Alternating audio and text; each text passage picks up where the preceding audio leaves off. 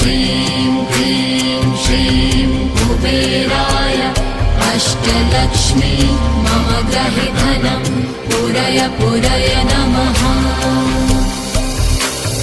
ॐ ह्रीं श्रीं क्लीं श्रीं कुबेराय अष्टलक्ष्मी मम गृहे धनं पूरय पूरय नमः।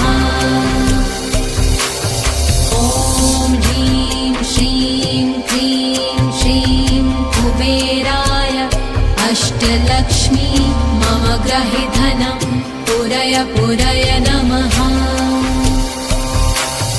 ॐ ह्रीं श्रीं क्लीं श्रीं कुबेराय अष्टलक्ष्मी मम गृहे धनं पूरय पूरय